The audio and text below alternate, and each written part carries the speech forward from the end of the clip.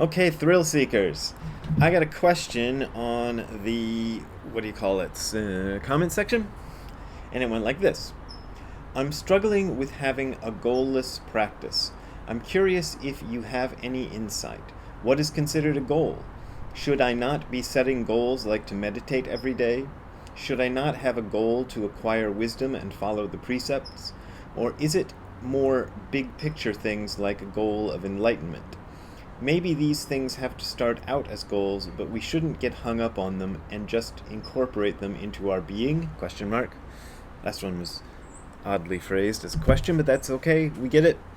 So this is a question that I've addressed a bunch of times. So apologies to anybody who's getting tired of hearing me talk about goalless practice.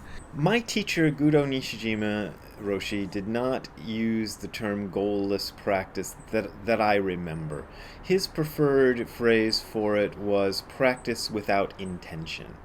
And he got in a big argument with Mike Cross, who was the co-translator of Shobo Genzo, which I'm going to get to in a sec, about whether Zazen was a state without intention. And Nishijima Roshi insisted very strongly Zazen is a state without intention. And Mike was saying Zazen is not a state without intention. There's a few things I can say about this. One of them is that anybody who does a practice like Zazen has some kind of intention and some kind of goal with it.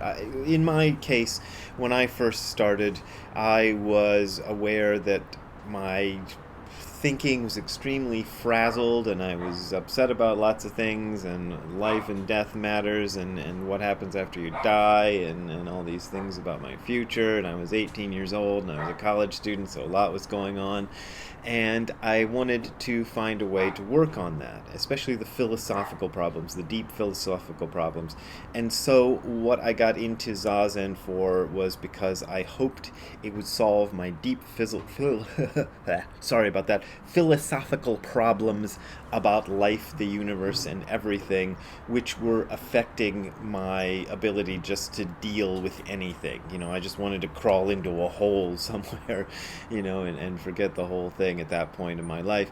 But I knew I couldn't do that. I knew I had to live somehow, and the only way I was going to be able to manage to get through life was to have a practice focused on answering these kind of deep philosophical questions, and Zazen seemed like the most sensible way to deal with this. I looked at other things which all seem to boil down, other philosophies and things, religions, which all seem to boil down to accepting somebody else's idea of what was true. You just accept what's in the Bible, or you accept what Krishna said in the Bhagavad Gita, or you accept, whatever, it doesn't matter.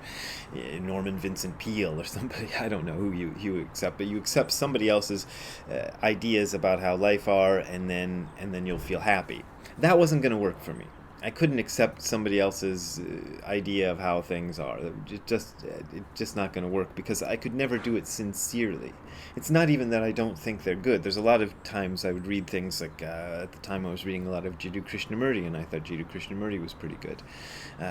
It's not that I thought those ideas were necessarily even bad, but I had to see it for myself. I had to be able to understand it for myself. And Zazen seemed like a way that, if there was an ultimate truth accessible to a human being, then doing this practice seemed like the best way to find that.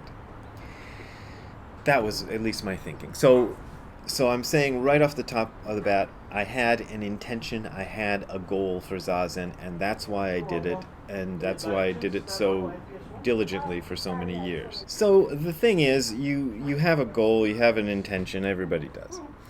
The point of intentionless practice is that in the midst of practice, in the actual doing of the practice, that you throw away that intention. You're not comparing your practice to what you think it should be.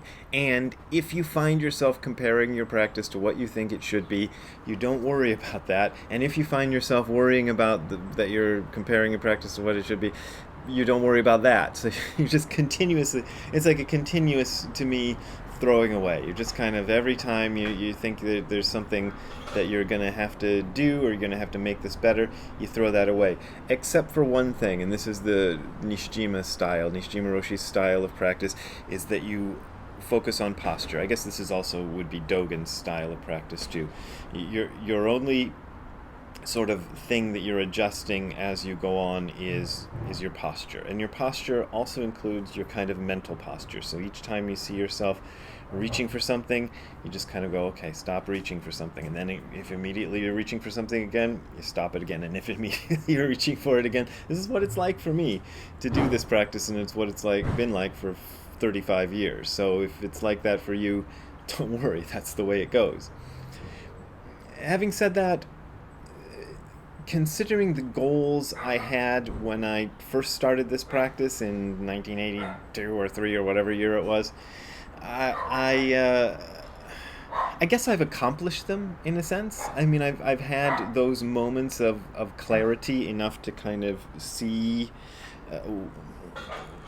that my initial picture of the world that I carried around, the universe and myself and everything, was wrong.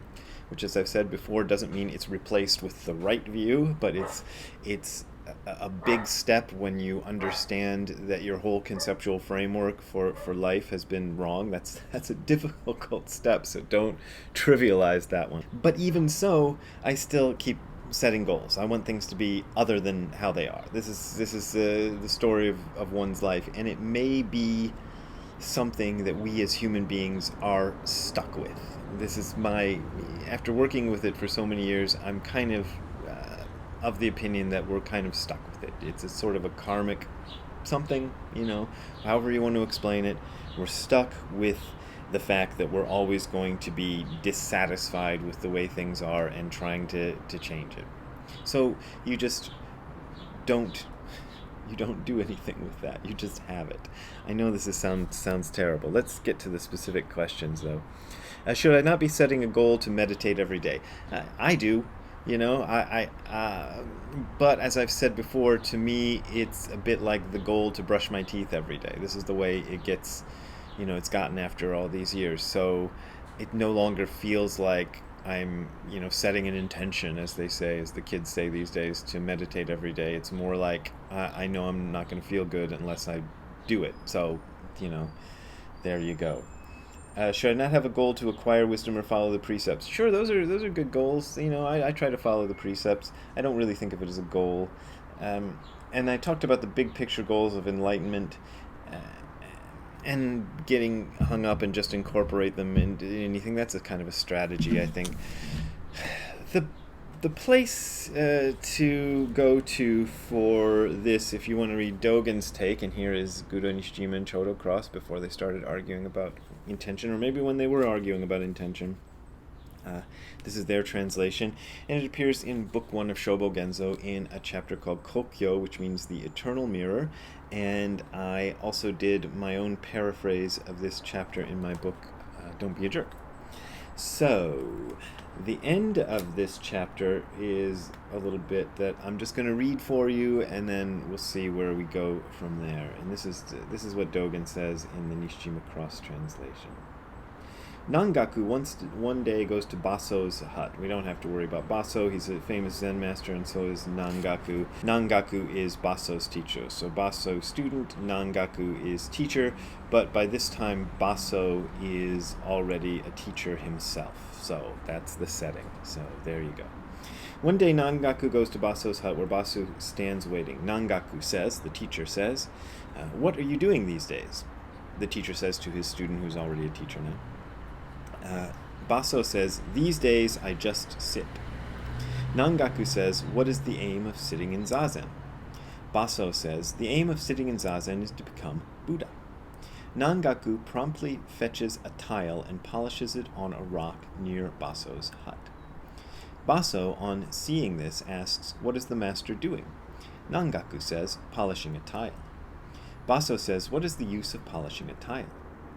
Nangaku says, I am polishing it into a mirror. And one thing to remember is back in those days, mirrors weren't made of glass with a shiny back like they are these days. They were made of highly polished metal. So you'd find a piece of metal and polish it until it shone enough to make a mirror. And obviously a tile is never going to shine that clearly, okay? So I'm polishing it to make it into a mirror. Baso says, how can polishing a tile make it into a mirror? Nangaku says, how can sitting zazen make you into a Buddha? Now, that's a koan which was already a big cliche even when Dogen wrote about it. So Dogen's going to give us his commentary on it, and maybe you and I can make something of it as we read along with him. For several hundred years, since ancient times, most people interpreting this story, great matter that it is, he thinks it's a good story, have thought that Nangaku was simply spurring Baso on. That is not necessarily so. The actions of great saints far transcend the states of common folk. Without the dharma of polishing a tile, how could the great saints have any expedient method of teaching people? So this whole thing is usually looked at as polishing a tile is useless for turning it into a mirror, therefore sitting zazen is useless for turning it into a Buddha, a person into a Buddha, a regular person into a Buddha. That is the normal interpretation that now Dogen is turning on his head. He's saying, without the dharma of polishing a tile, i.e. sitting zazen, how could great saints have any expedient method of teaching people? The power to teach people is the bones and marrows of a Buddhist patriarch, or a Buddhist ancestor if you like. Although Nangaku has devised it, this teaching method is a common tool. Teaching methods other than common tools and everyday utensils are not transmitted in the house of Buddha. Interesting. Further, the impression on Baso is immediate. Clearly, the virtue authentically transmitted by the Buddhist ancestors is directness. Clearly, in truth, when polishing a tile becomes a mirror, Baso becomes Buddha. When Baso becomes Buddha, Baso immediately becomes Baso. When Baso becomes Baso, Zazen immediately becomes Zazen. So when you become yourself, Zazen becomes Zazen. When you become just as you are, Zazen is Zazen. This is why the making of mirrors through the polishing of tiles has been dwelt in and retained in the bones and marrow of eternal Buddhas, and this being so, the eternal mirror exists having been made from a tile. While we have been polishing this mirror, in the past also, it has never been tainted. Tiles are not dirty, we just polish a tile as a tile. In this state, the virtue of making a mirror is realized, and this is just the effort of Buddhist ancestors. If polishing a tile does not make a mirror, polishing a mirror cannot make a mirror either. Who can suppose that in this making there is both becoming Buddha and making a mirror? Further, to express a doubt, is it possible, when polishing the eternal mirror, to mistakenly think that the polishing is making a tile? Dogen's getting weird on us, but let's keep going. The real state at the time of polishing is, at other times, beyond comprehension. So, there's kind of your answer. Your real state is beyond comprehension. As I've talked about before, there are times in Zazen where one can truly see that no matter what one does, and I'm talking about myself here as one, you can't disturb Zazen, even though you think you're disturbing it. Nonetheless, because Nangaku's words must exactly express the expression of the truth, it may be, in conclusion, that simply polishing a tile makes a mirror. People today also should try taking up tiles of the present and polishing them, and they will certainly become mirrors. If tiles did not become mirrors, people could not become Buddhas. If we despise tiles as lumps of mud, then we might also despise people as lumps of mud. If people have mind, tiles must also have mind. There's an interesting statement. Who can recognize that there are mirrors in which, when tiles come, tiles appear? He's talking about this old koan where the eternal mirror, and he's been talking about this earlier in the chapter. When a foreigner comes, a foreigner is reflected. When another person comes, the person is reflected. So the mirror reflects everything as it is. So your zazen reflects you as you are. And who can recognize that there are mirrors in which, when mirrors come, mirrors appear? The end. That's how he ends the chapter. And I think that's beautiful. He's being Dogen, as he always is, and being contradictory and saying things that, in terms of sort of standard logic, don't add up. He's saying one thing and then contradicting it. But he's also expressing the fact that these contradictions are part of reality itself. And that is the way things are. Things are always exactly as they are. And the fact that things are contradictory is part of reality. So logic is good for lots of things, but when you want to try to have the full picture of reality, the kind of standard A cannot equal B sort of logic, I don't know. I've failed logic in philosophy, but as you can see. But it doesn't work. You're accepting contradictory things all the time. So that is my talk about polishing mirror in goalless practice. I'm laughing because it probably made no sense at all to anybody out there, but I enjoyed saying it, so that's good. I felt like I got somewhere. I don't know if you did. If you want to contribute to me getting somewhere with all these things, you can contribute to the URL you're seeing on the screen below, which is hardcorezen.info/donate. That is hardcorezen.info/donate. That is my only way of making a living, and I really appreciate those of you who contribute to my being able to buy dog food and peanut butter and bananas, because that is where it all comes from. So thank you very much. But as I always say, this is offered for free, so you do not have to feel obligated to donate. I just thank you if you can. So there you go. See you next time. Have a good time all the time. Bye. Hey Ziggy, does polishing you make you into a doggy? Do you want to be polished? You like being polished. You like being polished on the belly, I think. Right, Ziggy? See you later, Zig.